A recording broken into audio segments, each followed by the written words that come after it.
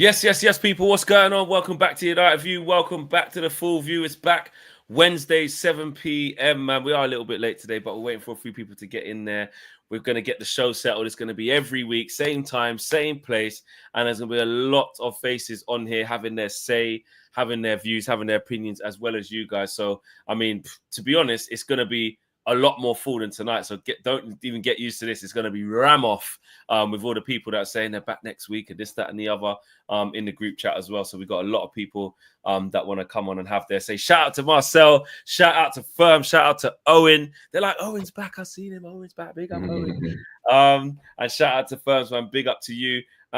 We're ready to talk Man United, man, because this is what we do here. And there's been some big news earlier today, obviously, with the finances that's come out, and also the costs have been revealed in what it really took to get rid of Marcel's beloved Erik ten Hag. Do you know what I'm saying? So big up to every single person. Joe Blackman, yeah, he did it. I couldn't get hold of him. I've had a mad busy day, and I couldn't get hold of him in terms of, I thought he would DM me. We just couldn't make it happen. But don't worry, Joe Blackman. Joe, if you're watching, it's happening, yeah? So it's not that he didn't make the cut, yeah? And Owen hasn't been sacked. Look at all these myths. Don't worry yourselves. The drama, salacious. The drama, exactly. Why I left UV. The NDA's not NDAing right now, Flex. We come back, limited dates. We're back. Exactly. Papa J, no, it's nothing to do with Joe. He didn't let us down. We just didn't connect today. So don't worry. It's not on Joe. It's not on me. It's just one of them days. But we do have exactly 100%. It's Joe's fault. It is Joe's fault. I'm just trying to cover for him, to be fair. But we do have a new person joining the Full View today. I'm about to bring him in all the way out of Jamaica. You know what I'm saying? We need some Jamaican representation on here. And this guy, you guys would have seen him a couple of times. And the reason why he's back here is largely down to you guys, because he gave his opinion outside of Old Trafford a couple of times. And you all said, Flex, bring him back on. Make sure this man come back on. And he is the one they call Tomo. Big up, Tomo, man. You're live with us now, man. How you doing, bro? How you doing? I'm doing good, guys. Good to be on. Good to be talking with you guys, man. Absolutely. Wicked. That's what we want to see, man. We want to see that, man.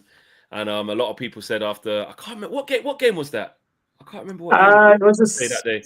We lost. Southampton. Yep. No. We won, but it wasn't great. Southampton. Yeah. It was Southampton. Yeah. Yeah. And he had a lot of good things to say, and thanks to you guys. You guys said, listen, make sure Tomo comes back. So welcome to the Full View, Tomo. Right, let's get straight into this. Oh, and there was some news earlier today. Carl Anker was sort of saying about the figures, and others, the Athletic sort of just dropping the figures and the facts about what it costs to get rid of Erik ten Hag. The Glazers, it's now up to 1 billion in debt, in interest costs. Like, this thing is just, it's getting out of hand, and we're an absolute total mess. Yeah, it kind of expands on what you were talking about the other day with Kieran Maguire, and he did say that the accounts were set to come out, Q2 were set to come out this week, today, Wednesday, and we found out some things that we already, the wider picture is Manchester United from a financial point of view is, I believe the term is screwed, but we found out some more costs associated with things that have happened over the last quarter. Namely, Manchester United have confirmed they spent £14.5 million in costs associated with the departure of Erik ten Hag and his staff. There was a bit of confusion about Dan Ashworth and how much it cost to hire and fire him.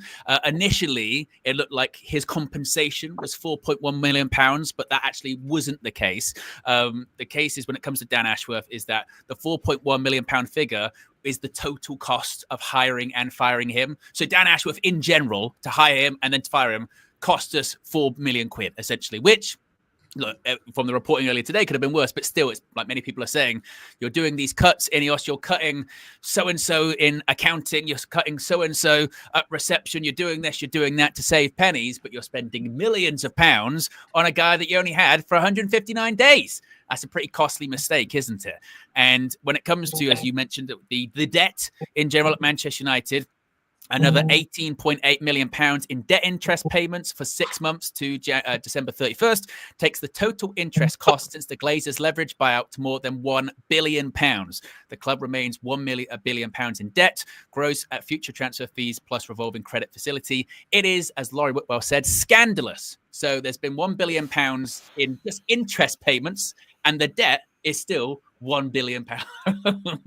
It is insanity. Illegal. It is illegal to buy a club like that. Yeah. That's how bad it is. It's ridiculous, man. I mean, we'll open up the floor, man. Marcel, for you, this is the damning indictment of what we really are. This is what Ruben Amorim has to contend with. Well, it's what Eric Ten Hag, all the managers have had to contend with this, but this is like the worst it has ever been, and shows why when it gets to January, there's not really much money there. When it gets to the summer, Ruben's already said at this club right now, it's clear we have to sell to buy. Like, total mess, bro. And imagine it's this manager that has to deal with it when INEOS are trying to fix the situation. You know, under the previous regimes, they were just, we're burning through cash, as we used to say before. Yeah. So it was like they were still frivolous. They weren't really thinking about, trying to fix it. And at that time, we were talking about maybe 750s, 500 million. And that was still the narrative. But now it's come out that it's double that. It's just a bad indictment on where we're going to have to go in terms of in the market, in terms of how we're going to have to behave in the market, the sell to buy. All these things means that we're going to have to go into a lower price point. You can't maybe spend, 100 million on a top class player because, you need to think about other areas of the squad and just the running costs. We just talked about sacking a player. What about just the general running costs of a football club, which I know you done a piece on the other day, about with the gentleman that was speaking. Kieran Maguire, yeah, Kieran Maguire. So, it's just a difficult situation that a manager has to come into and still manage the squad, players that he would maybe not want to utilize. He still has to try and get something out of senior players that are going to be difficult to get off of contract. And then for me, I think the only exciting bit about it is that he can maybe use the youth players. If a squad's performing well, I think I'm heard Owen go over this. If a squad's performing well, you don't really get much opportunity for a youth player to perform because the squad's performing well. But when a squad's not performing well, one could think, this is maybe an opportunity to utilize one or two youth players and to try and progress them or prepare them for the next season. And for me, I think that's the kind of route that you have to go down. I'm trying to find solutions. And, Do you think he will, Marcel?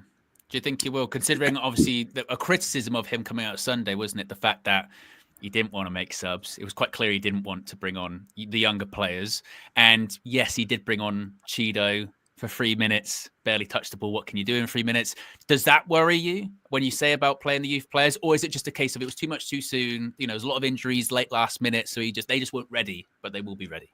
It's a really good question because it's about what I'm literally speculating on that. And I would like to think that he will do that. He has to be brave in these moments now. You can't still be playing that conservative football, and you can't be playing a player like Casemiro, who we clearly can see doesn't have the characteristics to fit in. Try the young player to see if he can show one or two more characteristics than what Casemiro is showing. So that's on the manager's ability to make good managerial decisions, for the next 20 or so games that we have in the league, because, it's going to be an uphill task, but, can you utilize the every single player within this football club that's registered as a football club in the best of their ability to get points in the top level?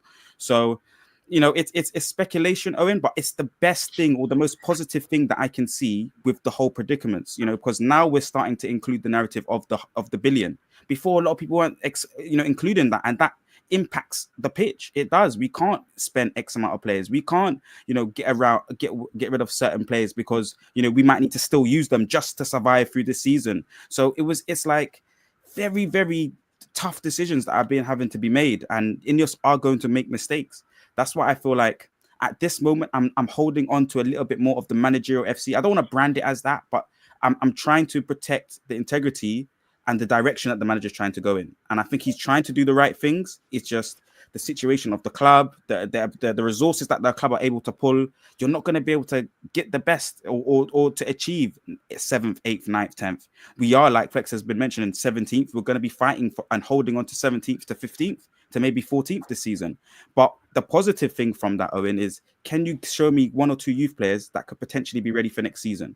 Can you show me one or two youth players out of the 4 or 5 that you're bringing into the squad every week? Can they train with the first team throughout the whole rest of the season? That's the positive. The rest, we all of us here know what these football players are more than what Ruben does, in my opinion. more than what Ruben does, guys. We know these players. It's just Ruben's still learning. Give him that time to learn. Well, and he's already showed that he's not really on some of them already straight away. He decided like certain players didn't take him long to realize some of the things we've realized. I mean, Tomo, for you, when you take into consideration what's going on there with the finances and how Ruben's having to balance this, what do you make of this whole situation? Do you think he can find some solutions until the summer? Are you more worried now than you was before? Now we know more about the finances and you realize just how bad it is, that how is even Amorim going to get the money he needs to rebuild the squad, etc., etc.? Well, definitely. I mean, if you look on it, I mean, I guess the fan base was a little bit enthused because of the fact that anybody but the Glazers are still here. But the fact of it is that Jim Ratcliffe and his team, if you look on the clubs that they basically run, it's not that great either, right? They're mid-table generally, and that's kind of like where we're at this point. So the club financially is obviously in a bad state, yeah? What I would say is basically looking on the performance on the pitch and basically how we have been performing. I think definitely the manager needs more time. But I will say this, there has to be some level of accountability on him. I mean, all of what Owen and team has said in terms of lack of finances is true, but we have to take it for what it is. And it's good for coaches to be stubborn, but I think sometimes we also have to be practical in terms of the situation that we have. We can't keep doing the same thing and expecting same results. Meaning, I understand that he wants to play a particular way, right? And I want to again, kind of go back to saying that I don't want anybody getting out of this to say I'm the manager out. Absolutely not. I think the manager should stay. I think we should continue. But for what it's worth, no, we need to at least show something on the field. And as my good brother just pointed out, I would have loved to see more players. But let's take, for example, the games that we've been seeing so far. He's insistent on playing a particular formation, right? But maybe we don't have the players to play the formation. No, I would love to see some amount of adaptability, yeah, in terms of how we're playing on the field. As an example, I keep saying to person is that I think since he come on, and I was looking at some data at some point, Man United becomes the easiest team to press because we consistently make a lot of lateral passes. We don't have to play out from the back with 5 at all times. We literally have a line across it. And I would like to at least see something change in terms of what he's doing, in terms of this piece to show that we can adapt. He will improve. He's still a young manager. For his age, he's still pretty young, and he's going to learn a lot of things. Sporting is not in a league the caliber, with all respect to the Portuguese league, it's a different caliber when you come to the Premier League, and even that requires some adaptability. And I think I want to be specific about that. I just don't see yet where he's showing that level. It's okay to be stubborn, but the level of adaptability in terms of changing things, tweaking things a little bit, right, is something I would love to see in managers. And let me explain what I'm talking about. I'm not a fan of our noisy neighbors, but how many times, for example, have you seen, John Stones deputize in the middle of the park and stuff of that nature? It just requires, it's not the most ideal situation, it's not the most perfect situation, but I'd like to see him try something new, even with the same 5 personnel. Maybe see, within the system, yeah, I'd hear you on that. The formation doesn't necessarily have to change. But the way in which it's applied can. Absolutely. We don't have to play with 2 10s all the while. As a matter of fact, I'll give you guys something very interesting. Ahmad is far more productive as a wide winger, not necessarily as a 10. I don't know if you guys have been observing that, yeah? Maybe we can adjust that, how we use the 3 up top to play in terms of 2 wingers and a forward. I was given, for example, Highland a lot of stick, and rightly so for some of the things that he had been doing. But let us put things into perspective as to what he is. If you watch him in the Italian league, he's not a forward that holds up the ball. We're asking him to hold up the ball. This man is pretty quick. We need to use his space and play in behind the defenders, right? And maybe we just need to change the dynamics of how we use the players. And that's what I'm talking about. I'm not asking to say change your formation or whatever. I'm saying how we utilize the players to their strengths, because ideally, yes, you don't have what you need, but this is exactly what you have now. And that is a true sense of showing your managerial adaptability to utilize players to their strengths. Highland was never a forward that we utilize in holding up ball. If you go and watch him in the Italian league, watch him anytime at all, right? That's not what he does. He runs in behind in the spaces. That's what he does. He plays the channel. Maybe we should ask him to do what he's able to do, and maybe he'll get a little bit more out of it. But that's just my 2 cents for now, and I can add a little bit after I allow others to chime in. Yeah, no, I hear that. Firms, for you, I mean, there's a lot of how much should Amarin change, and like Tom was saying there, you still should stay to the same formation. Don't change everything, and obviously the bigger picture of the transfers and the summer. Where are you at with it all, bro? Because it's like not everyone's going to agree, but there seems to be so much different opinions about just how stubborn he should be versus how adaptable he should be. Look, I'll go from even like the beginning with the takeover stuff, right? When Ratcliffe INEOS came in, I knew from the outset we wasn't going to get the Qatar type, we ain't going to get that, They promised clear the debt. We weren't going to get that with these guys. They made it very clear. So obviously, all of these things that are compounding with the debts it's all coming through, isn't it? And they're moving in a way where they have to make certain signings and shop in a certain store and shop within a certain budget and age profile, so that it can hopefully get resale value if it doesn't work out. You're not burnt too much, and that's what they're doing. Their decision making in terms of making cuts and increasing ticket prices and all of that. I'll just get this bit out of the way first. Is all because they are trying to make the club more sustainable. People may not agree with it. People may not like it. But their decisions in what they're doing is not to say, oh, I want to collect dividends or I want to make the club perform badly on a pitch. They're trying to make smart decisions from a business point of view. But going back to Amarim's situation, right? I'm looking at it like, look, we brought in a manager specifically that plays a formation, right? 5 at the back. Like this, he's got no plan B. Yes, he can tweak, but he's got no plan B. We're in a situation where we're finding ourselves heaping pressure on the same manager to be like, you know what? We want you to we want you to tweak it, but the reality is he's tweaked it. The reality is Mainu's been up top. He's played number 10. Diego Dalot's playing left. Even with Dorgu there, he played left. He's made tweaks, but the reason why people are like, he needs to tweak it is because we're not getting the results from the tweaking. It's not landing like what. So we're looking for the next thing, for the next. They're looking for the next thing and the next thing, right? He's tweaking already. My thing is this: I don't want us to go and recruit a specialist type of manager profile in 5 at the back and everything like that, and then us change it up. Where are we trying to go from there if we change it up?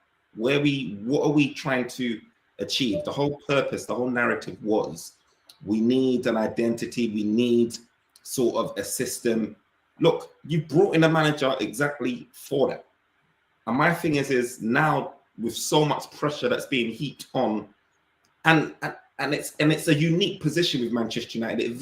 We're like no other, because we're a club that it's a blessing and a curse of all the success that we've had in the past, that it's coming back to haunt us now, in the fact that we're not having it. Like, we are not having it for a manager to come in and be underperforming. We're just not going to have it. We're not on this Liverpool wait 30 years to win Premier League rubbish before we start piping up. It's not happening. But in that sense, what's happening is everyone that comes through the door is getting 2 years because of it.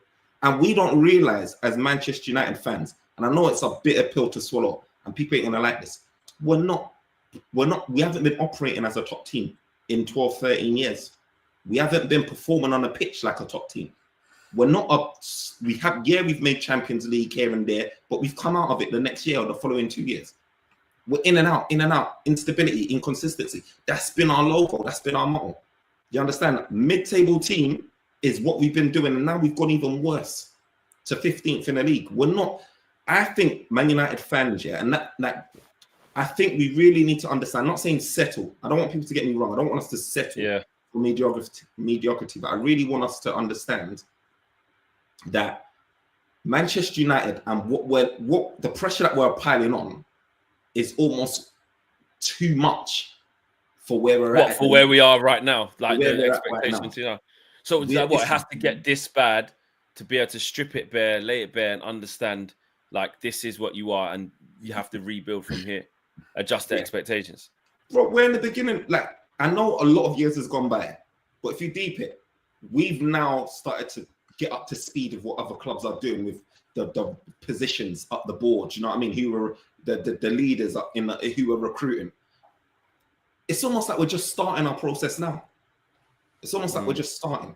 All of the big names are being shipped out, similar to what Arsenal did in that sense when Aubameyang and these guys are getting shipped out, Casemiro's and Varane's and Rashford's, and like it's almost like we're starting our process right now. And you've got INEOS in here. Who was going to come in and not make mistakes? Like, let's be honest. You've got Chelsea planning protest because they don't like the strategic direction. You've got Edu that left Arsenal. You've got them lot crying about they needed a striker and now they got all injury. Like, people are making mistakes all over the gaff. Manchester United is just in the spotlight. We're the biggest club in the Premier League out there in terms of status. And we're in the spotlight. But no one, INEOS hasn't got wriggle room. They ain't going to have wriggle room because of everything that we've compiled on top of what we've experienced already. So my thing is, it's just like, there's a lot going on. And I think where we need to understand the finances, where we need to understand the situation, we really need to deep it because it's mad. Like, when you look at the finances, a lot of the talk that comes out is, oh, we're making the most revenue. The PS, we're making so much money we can spend, but nobody talks about the expenditure. Nobody talks about enough about servicing the debt, how much we still owe 400 million in players. Nobody talks about, how much the stadium rebuild's going to cost and how that needs to be planned for. You don't just pluck $1 billion or $2 billion out of thin air. Do you understand? All of the preparation and planning to get into your goals that you need to achieve. Where's all that money coming from? That the spending and how we do business has got to change. And that's just the position we're in. And INEOS are making all the hard calls. They are, and I think obviously at the start it hasn't gone to plan in the first year because they've made some bad ones.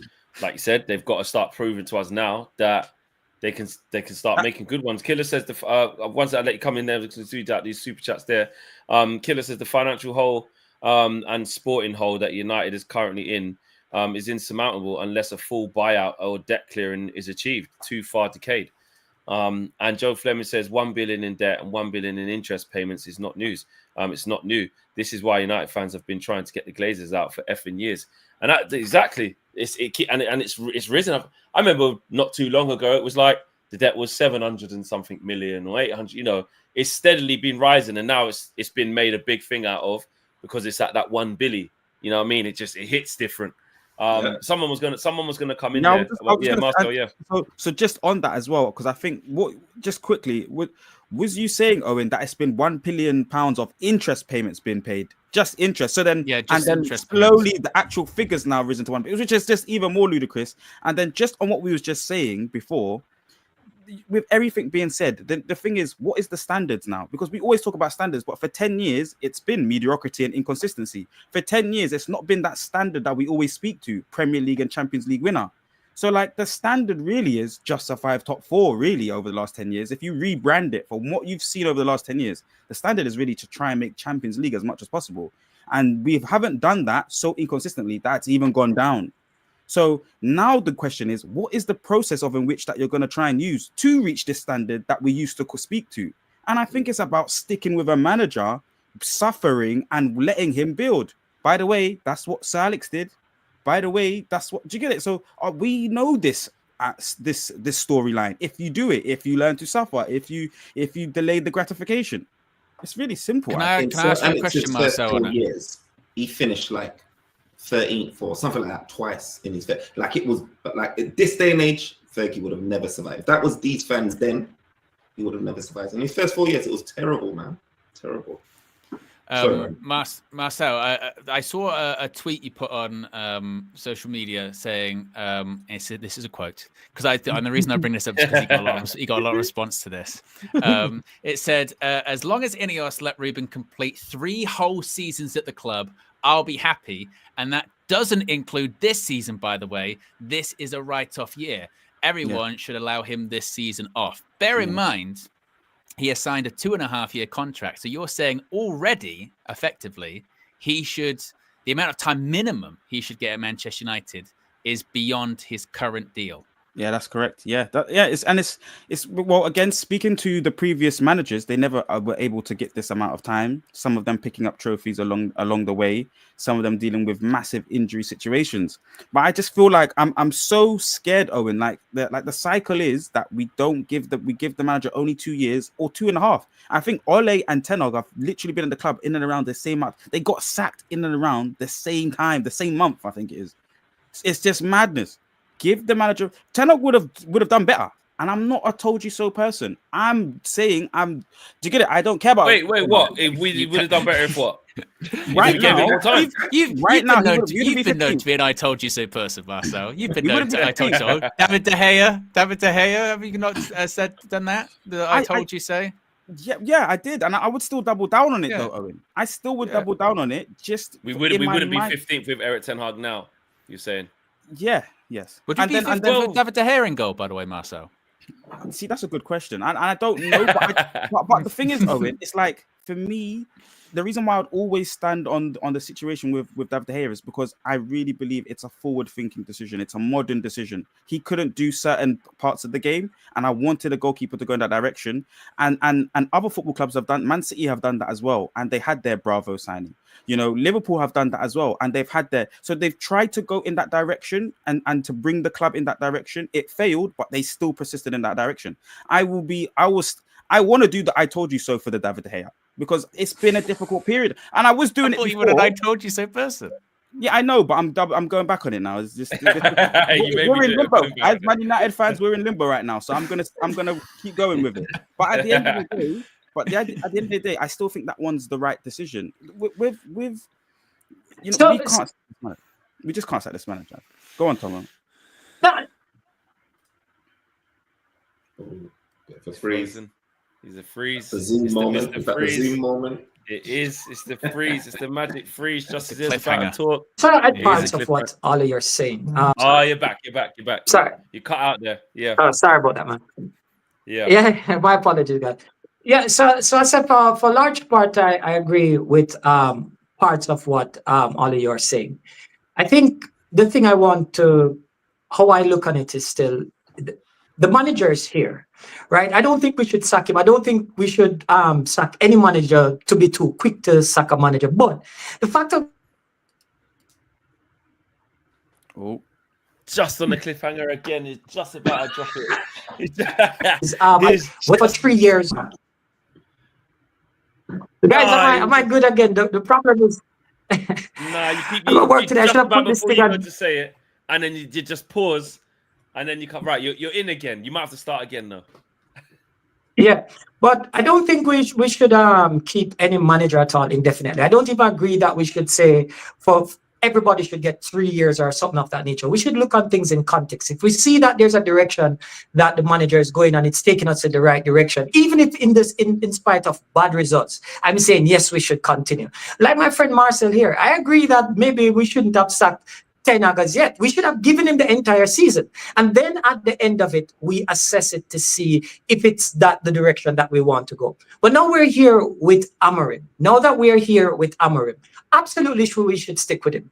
But like any other player or manager or anybody at all that is in the club, he's open to criticism. And let me be specific about it, constructive criticism, right?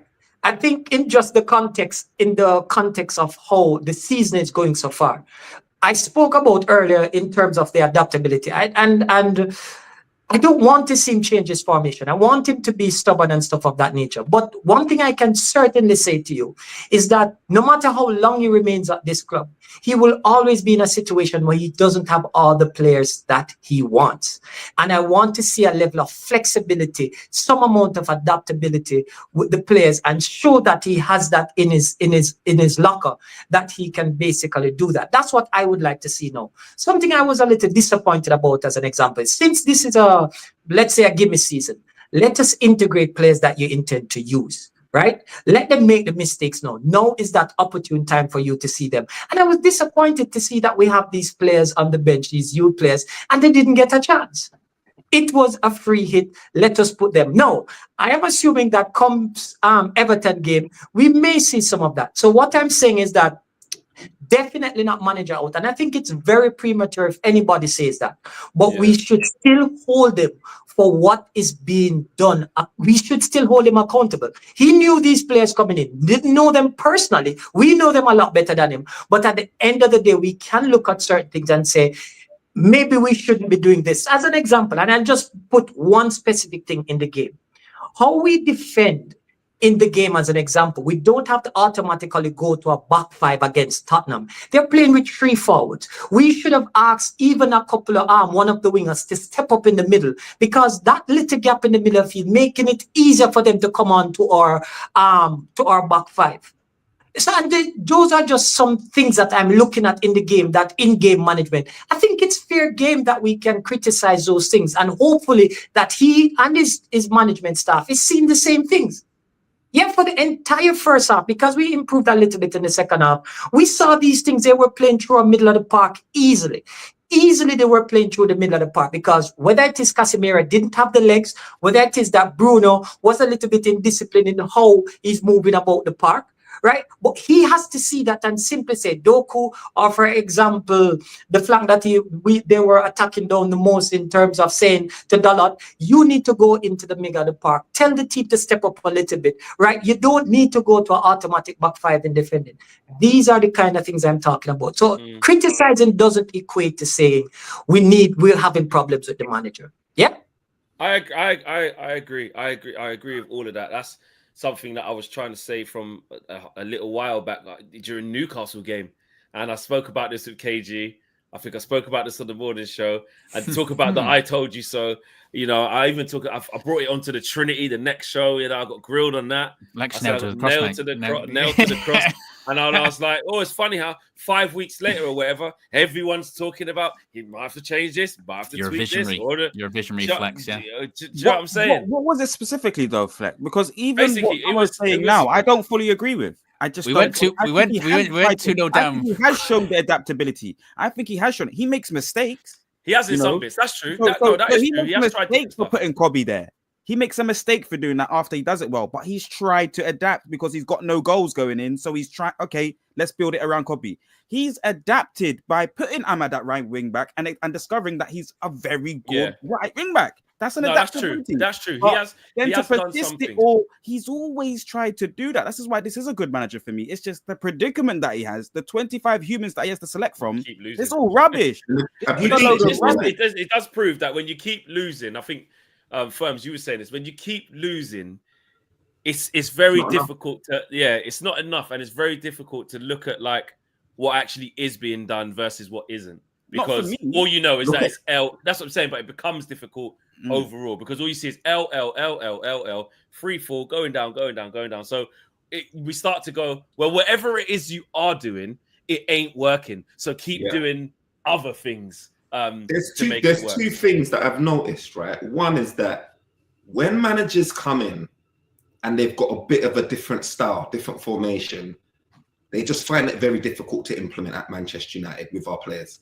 Ralph Ragnick with his gang press. I think the only one that we've really enjoyed and liked was wild. Was the counter press, that counter attack football. Maybe we had players more suited to that. But Eric Ten Hag, anyone that's come in, it's like we found it difficult. It's the worst time of our lives, and then we want them gone, or most fan base. Then we do a full circle and but he wasn't as bad. Maybe we should have started. Like even with Moyes, how he's doing with it's full circled now. So it's like we keep doing this, and Amorim will leave, and we'll do it with Amorim if things get worse. But that's another thing. And another thing is so one is we find it difficult to implement. Another thing was when I watched Manchester United just play the basics outside of these tactics. There is it's three things. There's the fitness, right? The intensity that you don't need to really do any special coaching to get that right, to get that sorted. It feels like Man United play either in halves or maybe play for 15 minutes or 20 minutes or 30 minutes and then stop. And you're just like, you can't, like in the second half, right? In our last game, the second half, our defense pushed a lot higher up the pitch, squeezed the pitch. Where we said that our midfield was getting run through, It was less of that now because the defenders pushed up higher. They were acting as extra bodies in that midfield, naturally. So it was more difficult for the opposition to play through. First half, we're playing deep. Why is there such an inconsistency there? I don't get it. It's either you play one way or you play another way. You stick to that and you try and maintain that. I don't get it. And thirdly, as well, we like to talk about strategy and tactics and X, Y, and Z, but there's just a simple thing about these players. The Anthony miss, I can't remember who it was against. I think, is it Garnacho putting a cross for him? Open net gaping. He doesn't touch it. No, that was the Dallo one at West Ham. No, that was it was the Southampton 1 minute. Yeah. Southampton, yeah. Oh, yeah. Like, Garnacho, a little bit, again, like you can't, what can you do with that? Like, we really do need personnel. And the reason why Amorim's under such pressure is because we're 15th right now and we're just in the decline. But if you had players that could just it doesn't solve everything. But what would it look like if we did have a Harry Kane that was at the end of certain opportunities? Yes, they don't get fed a lot, but we've had opportunities. I've watched countless games. I know creating chances. We're creating chances. People like to say, "Oh, we don't feed strikers X, Y, and Z." Look, I've watched how many games where the game could have been potentially put to bed, or at least we scored 2 goals in the first half. How many times does that happen? And then the opposition come back, and then it's a broken record. And at the minute, we ain't got the personnel either helping him, and that's why I'm just like, all this talk about Amorim and all that. We need him to get certain personnel in before I can even entertain that conversation. Yeah, it's got to be the patience. Belmont says, been saying Glazers are going to ride out until they can file bankruptcy. I've seen it a long in American sports. INEOS prolonged it, thinking that they're just going to go bankrupt. I don't know about that, but what they will ride out is just keep riding the wave. They've brought in INEOS, said, you take the flat, you do the football operations because we ain't got a clue about that. We don't care about that. When it all goes wrong, who we all talking about? INEOS. It's your fault. It's their fault. They've brought in all these guys while we still keep taking dividends and doing what they need to do. Red Baron says, I think Housen said we had 49 big chances, but 43 of those chances were not scored. Our XG is relatively good, but our forward line is terrible at scoring. And there you say, that's what we've been talking about, isn't it? Like, I did think that. Like, so I got obviously the Liverpool Aston Villa Liverpool game up, and when the Villa lineup came up on the screen, it was like Ollie Watkins up front, Rashford, Asensio, Morgan Rogers. I went, that front four is better than fucking us. Of course it is. Absolutely. Way better. And that includes Rashford, who we know this season who's been rubbish for us, And I was looking at it, just even on paper, I was going, Ollie Watkins, he's a good striker. I remember a couple of years ago, you want to talk about I told you so. It's like 2 or 3 seasons ago. And some people brought up his name. Bloody hell, Rashford's taking corners, mate. Yeah, he's doing slide tackles. He did a slide tackle for the ball. Jesus. Yeah, with someone like Ollie Watkins, and maybe this goes back to the stuff we've got to look forward to the summer. Is some of our solutions are going to be names that we don't think are actual solutions. A couple of years ago, if you'd have said get Ollie Watkins in at Manchester United, people were turning their nose up at that and scoffing 100%. At it, going Ollie Watkins at Manchester United. Oh yeah, that was labelled as our British bias, English bias. You're just going for English players or British players. Look at him now. He's one of the best strikers in the Premier League. He was scoring goals in European Championship semi-finals over the summer. So I know obviously it costs more to get from the Premier League, but considering where we're likely going to finish this season, chances are we're not going to be in Europe as well next year. Some of our solutions are going to have to be ones that we go, are they good enough to play for Manchester United? Some of them won't, some of them will. But it goes back to putting those deals together of having the ability to get out of them if they're not all that. So that's why you don't put them on big contracts, that you can move them on after a year. Watching the Villa game right now with someone like Disasi. Chelsea brought him in 2 years ago. He's not that good, actually. He's gone to Villa now. You can move him on quick. With us, they're on 200k a week straight away. We've like quadrupled their wages, and they go, why would I go anywhere else? I mean, obviously, all the chat was about Varane this morning, talking about Ten Hag, but it kind of, I think, got lost in the fact that Rafael Varane, ultimately, we let his contract go because he was over 300k a week, and he couldn't play more than a game a week. That was the biggest problem with Rafael Varane. And then he retired. So we dodged a bullet. Right, cool there, yeah. Exactly. And that's when it does go and back that hurts to... me to say that, but it's true. Yeah, and that's when it goes back to, that it's those kind of decisions, but you go, right, the INEOS, they're difficult decisions, but they've got to be done, and 100% trim the fat when it comes to that and make signings that are better. And this is kind of what Kieran Maguire was saying, wasn't it? Going, the real crux of it are, yeah, you can save pennies by losing jobs or whatever. Oh, there's a goal at Villa Park, Flex. Oh, is it offside? Who's it gone to? Oh, it's offside. It's offside. Aston Villa. Oh, well, I can see Villa. Ollie Watkins, yeah. Yeah, Wow. Ollie Watkins, but it's been ruled out for offside. Wow. Oh, yeah. Yeah, But basically, I think they we can need to do spend it. better. Yeah. But yeah, I hope so. But yeah, basically, we need to spend better, and those kind of those are the big things, you know. And I saw someone say this on Twitter, and it's probably true. You know, when it comes to the summer, they sort of said they expect, despite our sort of perilous financial situation, probably to spend again like 100, 150 million, maybe 200 million when it comes to players outgoing. But this might be the last time that United are actually financially able to do that. So they really can't fuck it up, basically. If you F this up and, you know, we're in the same position this time next season, that 200 million to spend every summer is going away quick. Like, this is the last chance to get it right. And the question is, do you have faith that they can get that kind of thing right? You know, there's a thought I'd like to ask you, because for quite a few seasons now we've been saying that Man United have been, you know, we've been needing players and we've spent buying poorly, which I agree with. By the way, the one thing I want to see is a proper structure in how we buy. You know, I think, like you mentioned Aston Villa. I think Aston Villa has been doing an amazing job in how they've been getting recruiting players. But there seems to be a method to the madness. And even with INEOS, I was hoping to see some level of stability. Still don't exactly see that yet, right? But I hope there's a method to it where we can get to a point, because if you think about it, from the last 6 seasons or about, we've been saying the same message. It's not that money is not being spent to an extent, it's that we've been buying trash. Absolutely. That's the biggest thing. And We so, spent the money wrong. Yeah, because we want to say Glazers or this, that, and I'm all for that. Like, literally, I'm not a big fan of Americans owning European football clubs either, right? But the point of it is that I want to see some structure in how we buy. Why is it the likes of Aston Villa, Brighton, right, and other clubs, mid-table clubs, can get this right, and we seem to be getting it so wrong? Right? We need to kind of have a structure. That is something I'm more interested in seeing, that there's a proper method as to how we're buying players, because these same players that we're slating now, a lot of the fan base were the ones saying, yes, these are the players that should come in. Everybody should get these players, and then we go through the same cycle again. If that makes sense. Yeah, no, that's very true.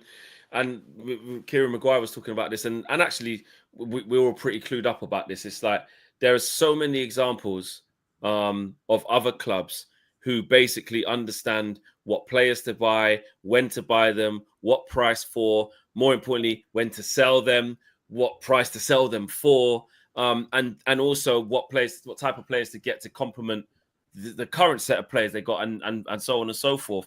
And our strike rate of signings is just terrible. And we all say, like, you know, look at when players leave and they start thriving, you know, it doesn't mean they were good enough for us. But you do have to look at the institution and say, well, why is it? How is it that Scott McTominay has gone to Napoli and now he's playing really well? Okay, there's a different role for him. We weren't going to drop Bruno for Scott McTominay. That's his best position. I get that. That's one thing. You know, how is it that instantly Marcus Rashford, I'm just looking at him now, is running around? Yes, there's personal stuff there where he, as a pro, has to take responsibility for his own decisions, but he's not the only one. How is it that Anthony Elanga can leave to go to Forest, and we go, yeah, that's 15 million. Yeah, that's about, probably should have got a bit more, but that's his level. Now all of a sudden they're third in the league, and Newcastle are trying to buy him for £50 million in January. How does that happen? Do you know what I mean? When you look at what we're doing with our clubs, and it's just, one, the badge is heavy, so not everyone can wear it, 100%. But two, there is 100% a whole holistic problem with our whole institution from the top. Is that culture starting to shift now? Because, you know, in this particular window, he decides to say, you know what, personnel and characteristics is more important than actually getting even the body in. I would rather a person that can't play that position, I would rather him off the books, you know, trimming the fat, like Owen's saying, that those kind of things are more the priority. And these are Ruben's technically first 2 purchases, a left wing back and a left centre back, a left-footed sided centre back. Yes, a younger player, and a left wing back. Again, so INEOS have in the very first window. Yes, it's a little bit, but it's again in the right direction. It's very specific, tailored type of player, can play in either side of the wing back positions, and then the centre back. Yes, it's very young but affordable, but has the characteristic in terms of the left-sided wing back, left-sided centre back situation. So are we potentially seeing that culture shift in terms of we are making the right kind of decisions for the manager, holistic backing?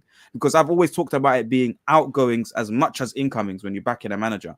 So well, yes, we've begun the process, haven't we? The problem we've got is we can't. It's very difficult for us to just sell a player because of the wages, because of they don't want to leave, because of all the things we spoke about. We need to go into it. But if you think about this window, it has weakened the team. But in the long term, the squad is going to be in a stronger position because you're saying that basically Anthony's going to get moved on. You're saying that Malacia is going to get moved on. You're saying that Rashford's going to get moved on. There's 3 straight away. And Ericsson. I know Ericsson's going to leave. Lindelof's going to leave. Evans is going to leave. Yeah. I think that's 5 players I've just named there, innit? Yeah. 5. Where you going? And then 5 or 6. And then if Mason Greenwood moves on in France, you get 40 to 50% of that. So then you're starting to shape the squad. And then I know James from the Muppeteers said in the red carpet about, if you can have 9 more Dorgus. But basically, players of that ilk that don't drain your resources, 40 to 50 grand a week, maybe a little bit more when you want to get better players. I understand that. But then you're starting to see the team in his image. If we get Kienda, which, listen, I spent time talking to Ben Jacobs yesterday. Yeah. And he's saying that, listen, there's a verbal agreement there. They're really, really working on this deal. Looks like it'll get done. Can't say definite. We all know that. But if we did, and you've got Dorgu left wing back and Kienda right wing back, straight away you're going, this is Amorim building what he actually wants. Of course, in midfield, we've got to look at that. Centre-backs, we've got to look at that. Because this is why it was so bad bringing Amorim in this window. Because, when we did. Because let's face it, if Amorim was in charge in the summer, would he have gone and got a centre-back like De Ligt? I don't know if he would. Would he have gone and got Mazraoui? I don't know if he would have. I'm not saying these are bad players, by the way. They're okay. We're saying like they can do a job. But are they tailor-made, suited? Because look, his first signing was someone like Dorgu. So that means he would have probably in the summer gone, right, Dallo, Malacia, you're not it. I need a new left wing back straight away. We're trying to get Kienda lined up for the next summer. So immediately he's addressed the wing backs. Immediately. It shows. We're looking at the top end of the pitch. There's links to Osimhen, Gyökeres. We all know we need a striker. Would he have gone and got Joshua Zirkzee? I don't know if he would have. Do you know what I'm saying? So these are the things we've got to look at. But Flex, and that's part of it. Should we be doing that though? Should we only be buying only players just specific to one manager? And then we're going to go through the same cycle all the time. God forbid it doesn't work out with Amorim. Should we the players he's getting are versatile though, Tamo. If you're looking at Kienda, he can play as a right winger. He can play right back. Dorgu can play right wing. He can play right wing back. He can play left Dorgu, by the way, it's versatile. Dorgu, I think, is an excellent thing. I think the point I'm saying, and maybe we agree on this, I don't want just players that are specific to a manager, meaning that I want that kind of thing, because then we're going to go through this cycle. Every time a new manager comes, we say the same thing. We need to get the players that the manager wants. And that's not sustainable to be transitioning out a whole team. Hate to mention this name, curse me, but Liverpool an example. A settled team, a new manager comes in, continuation of it. We need to get to that particular deal. That's my profile. I think the profile, I think it should be matched. The profile, and I think you look at the defenders that we've got now. People, it's the pace for me. I mean, I've watched clips when I see certain defenders trying to run back with all the goodwill in the world, they just ain't catching. They ain't got it. And it's that type of thing where you hear about Amorim talk about intensity and talk about like speed and strength. He's come into the Premier League and said, you know what? This ain't like Sporting. This ain't like the Portuguese league. Like, this is an intense league, physical league. When I look at Dorgu, I'm just like, okay, that's the guy with speed. That's the guy that can bomb up and down 90 minutes. Athlete. You know what I mean? That's the guy that can whip in across and defend, physically hold his own. And we just ain't got, I feel like with a lot of our Manchester United players, regardless of the manager who we're buying the players for, I feel like we're always left wanting, this guy can do this, but he can't do that. Like Bruno, he's not quick with it, but he can pass, but then he gives the ball away a lot. And then you got Rasmus. Oh yeah, you need to play it into him like this. He can't hold it. Like, we're always having to subsidize one thing for another thing. And I feel like the recruitment of what we're trying to do going forward, hopefully, is have people that are just a bit more well-rounded, like they can do a bit of everything. Like we shouldn't be looking at these players going, you know what, 50% you can't do, 50% you can do. We should be like, maybe 20% you can't do, 80% you can do, because then we'll be better off for it. And these players, again, when managers leave, regardless of their style or setup, they'll be more adaptable to suit them. Do you understand? Yeah. And I feel like right now we're just the signings, even though they're good players, they're just not. Look, Highline is a myth. It's a myth. Highline is a myth for us. Yeah, with this squad.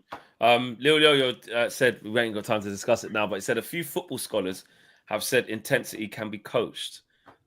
Discuss. We haven't got time to do that now, but I don't know what you mean. Who said? I don't know what you mean. Yeah, I mean, intensity is tough to coach. You can encourage people to work harder, more consistently. That can be coached or encouraged from a manager, but it has to come from the player. I mean, can you work at a high intensity? Are you fit enough to do it? Are you powerful enough to do it? Jadon Sancho is a prime example of, I always say it with him, because he's got a nice touch, he's technically sound, got a good IQ, but can he work at intensity? I always just use him as an example because he's always one that comes to my head, because he's one who frustrates me the most. Like, he can't work with loads of intensity. It's just not built in him. Crash Illustration says, big ups to Owen, the maestro, Marcel, the wise one, Flex, the visionary, and the new employees.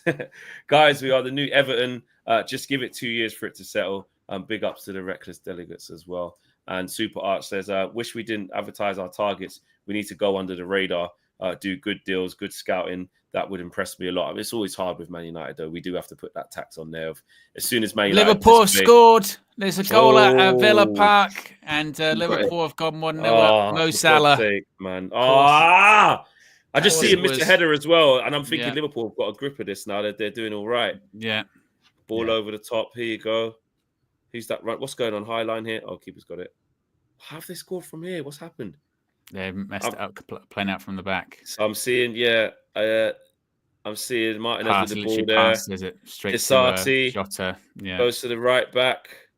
What are you doing? Give it straight to Jota. You can't be doing shit like that. No. Square ball, tap in. Oh, but do you know what the difference is between United and Liverpool? Yeah, that would have happened to United. We still wouldn't have scored. Yeah, we'd have got the ball in a situation like that, and the square would have been wrong, or the person putting it into the net would have been wrong. Oh, man. Better teams are clinical. I want to compare our conversion rates with the top 6 or whatever it is, just to see. Yeah. It's lowest. We've got like the lowest in the league. We've got one of the lowest in the league, bro. Yeah, like it's only like we're in company with like Southampton and that for XG and conversions. It's terrible. Sky did it the other day. They did a Garnacho one, a Bruno one. We're like minus. We're very, very bad, bro. Very bad. But guys, listen. Thanks for watching. Of course, we won't always be on when the football's on. This was just getting the show up and running, getting our feet under the table and giving you guys something consistent each and every week, and we build upon this each and every week. So the full view is back. It's every Wednesday 7 p.m. It's not going anywhere, so you guys know where to see it, and you can keep coming every week and expanding the show. I understand it's quite difficult today because there's games on, people are just getting in and stuff like that, and we're just reformatting. So big up to everyone. Steffi says great show, thank you. And Joe Blackman, you lot cussing him out in the comments. I just didn't get a chance to reach out to him today, so I will do. It actually wasn't his fault. You lot saying he's missed it. It's his fault. It's his fault. It's his fault. It's his fault. Wow, that's crazy. Joe Blackman. Yeah, it's his fault. It is drama. Yeah. So there you go. Oh, Rashford's just kicked it out for that was what. Well, tell you what, he's going back to normal. Anyway, Tamo, big up on your debut, bro. Good to have you, man. Good to have you. Yes, very impressive debut. Tamo will be here every week as well. Shout out Marcel, of course, and Firms, and of course Owen as well. We'll be back tomorrow morning with a video live 9 a.m. Be there. We are out of it, guys. Smash a like on the way out. Take care. Peace.